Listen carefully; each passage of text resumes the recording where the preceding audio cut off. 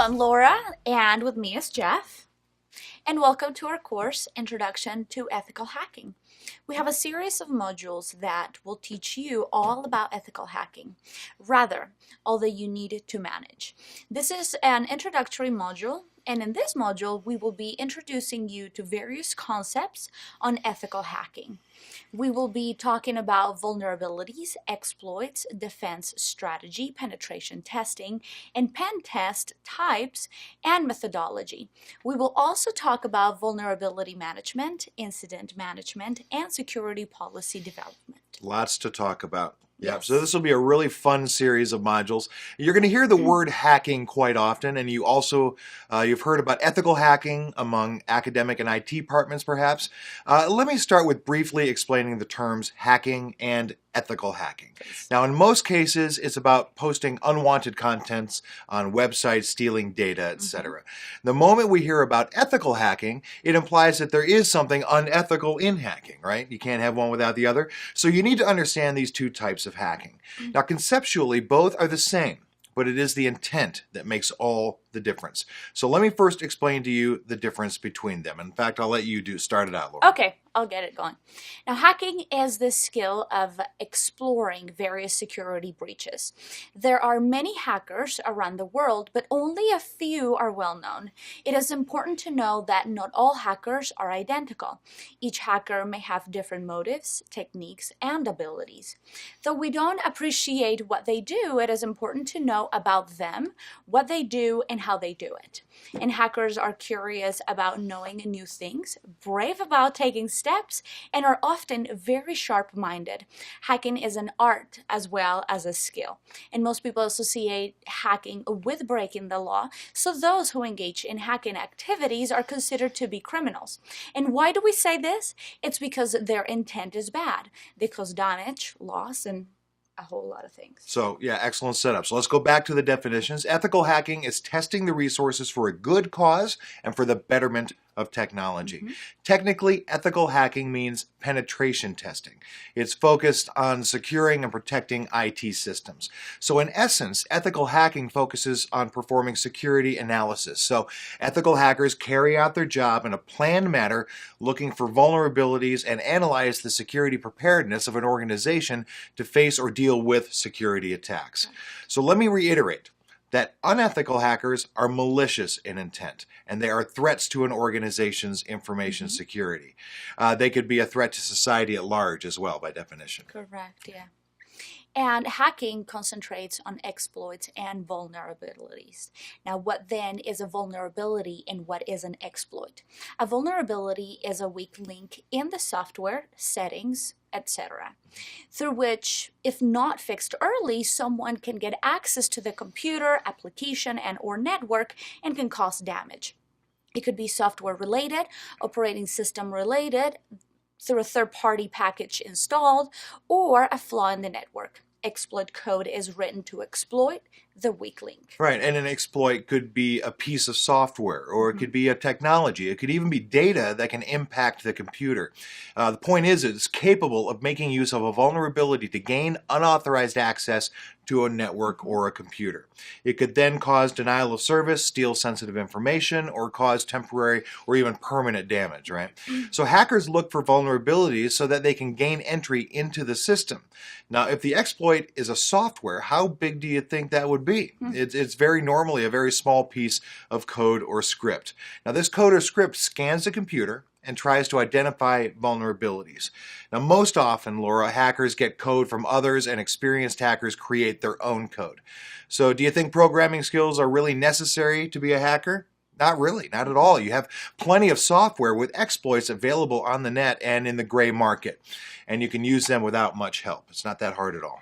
Exactly.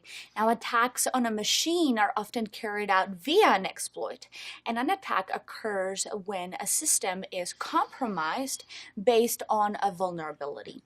Hackers or hacking uses exploits to cripple a system, steal info, etc. What does ethical hacking do? Ethical hacking uses a plan and a set of tools based on the plan to identify vulnerable spots in the operating systems, third-party software, application software, network configuration, etc. Right. The intent is to recommend steps on how to prevent a hacking attack. Now, we hope you got a basic understanding of an exploit, a vulnerability, and an attack. Let's learn some more terms. All right, here we go. So the basic tenets of information system security are confidentiality, integrity, and availability, sometimes known as the CIA triad. Now, we will explain more about this triad a little later. So, Laura, let's talk about 3 more key terms often used in hacking circles. Now, 2 of them were introduced previously. We've talked a little bit about them already. They're exploits and vulnerabilities. The last one is what we call zero-day attacks. Right. Now, let me talk about an exploit again and add some more details. Great. An exploit can cause a damage or change the behavior of a computer. Now, changing the behavior of the computer could be done by inserting malicious code or changing data or taking control of the computer or any combination of these. Now, the outcome could be total non-functioning to malfunctioning to anything that we may not easily conceive. Right. So the big question really is, how do exploits get into contact with the target? How does it all start? The exploit could come from a remote location, which is possible by making use of vulnerabilities in the security. Sometimes the exploit gets access by some means and then starts escalating its privileges more than what obviously an administrator would normally grant for that role. Now, there are many cases where applications are hit by exploits. Sometimes users will be redirected to a malicious server, or social media will be used to gain access to applications. That's correct. And some exploits are classified by the action taken against the vulnerable system. What do you think is the action? Now, actions include unauthorized data access, arbitrary code execution, and denial of service.